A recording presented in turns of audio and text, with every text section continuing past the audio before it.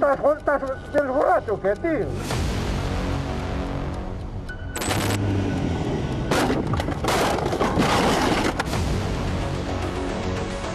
No, nada que ver, pero bueno, estoy aquí y me paré. Llama a la policía. Hombre, me paré. Hombre, me paré, no. ¿Cómo? No, te vas a ir.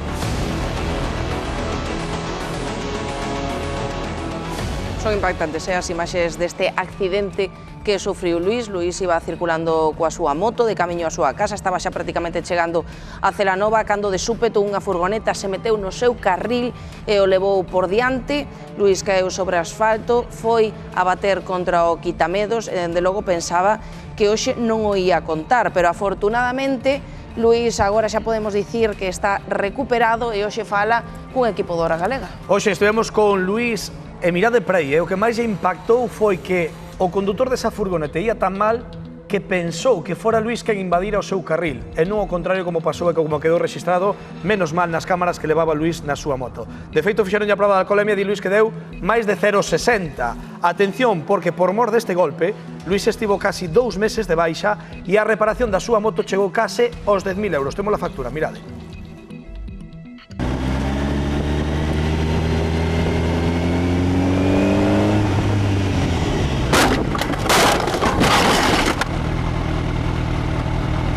Luís, o pasado mes de maio, vou non dicir así, levaches un susto grandísimo a bordo da túa moto, non? Que foi o que pasou?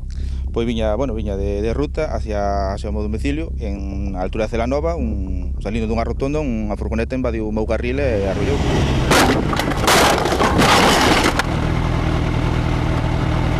Pudo ser bastante peor, bastante. E máis, a Guardia Civil dixo que o 90% dos accidentes estes acaban de outra maneira.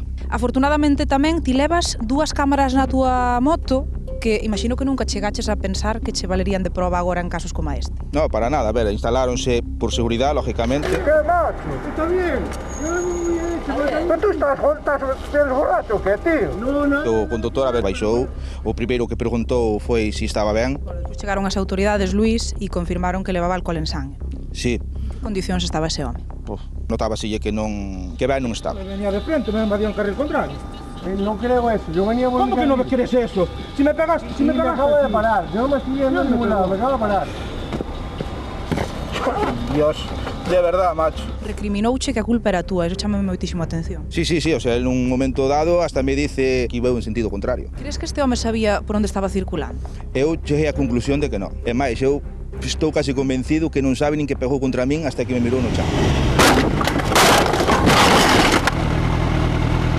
Que lesións che provocou a caída? Tuve unha cervicalgia grave, o sea, estuve en 50 días casi de baixa. Tamén levou boa parte a túa moto, non? Quedou bastante afectada. Sí, a moto, a reparación foron 9.996 euros. Díasme que iba desa modo, tanto él como a ti. Sí, a ver, eu a velocidade que iba, 40-45, había de 50 e el a 50 non viña. Me paré, no me diste.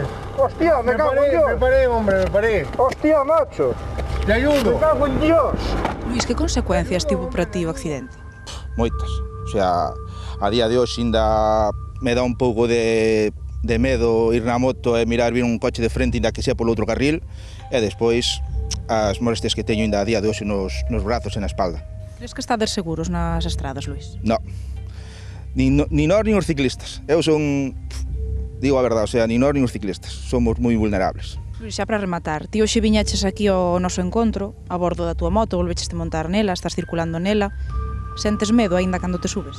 A ver, medo non, si sentes ese respeto de que miras vir un coche de frente e dices tú, e si me volvo a pasar o medo.